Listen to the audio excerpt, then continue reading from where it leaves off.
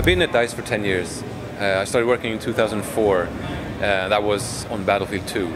So I've been with the franchise for quite some time. Oh, I think the major points has been, just the development of multiplayer. Because if you look at, really old, when the FPS game started, it was a strong, single-player focus. But then, during these last years, especially when it has developed on the console market, which is probably the biggest development, we see a real big focus on, the multiplayer. There are many people who just buy multiplayer only, which is something you probably wouldn't even imagine, 10, 15 years ago. Ooh, that's a tough question.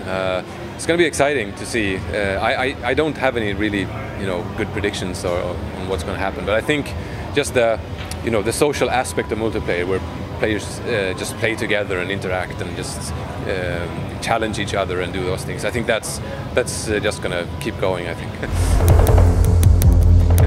Under development. Oh, it's no easy answer. It's a complicated issue with technology and how that has developed so much the last decade, where you usually had really simple architectures, and now it's much more advanced.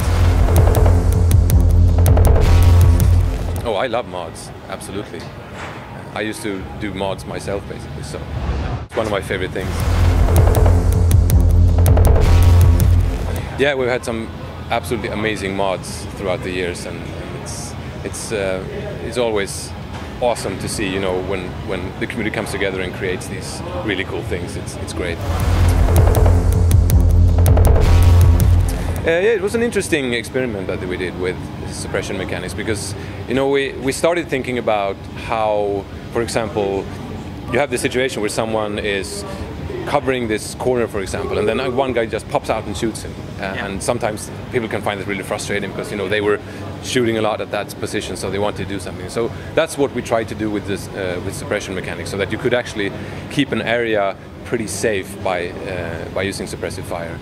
We've done some tweaks and balancing to it over the patches and see where we end up. So I think it works pretty okay now. Oh, we listen to feedback all the time. I mean, we have forums that we look through, with tweets and people mailing, and it's so many, opinions and feedback coming from the community. And we always take that very seriously and take that to heart, and try to always find ways to, address people's issues and so on. And that's what we're always trying to do.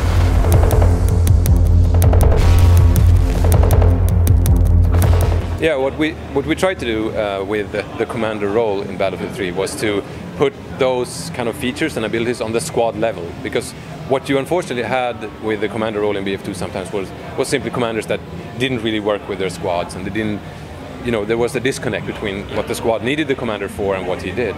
So we tried to put the commander abilities, the more, and order your squad around and have these features on more of the squad level, so the squads themselves could be this unit that work together and achieve their goals. And I feel sad for him if he hasn't found a good squad to team play with, because there's no shortage of that. I mean, we see so much awesome team play going on with squad play in Battlefield 3. So.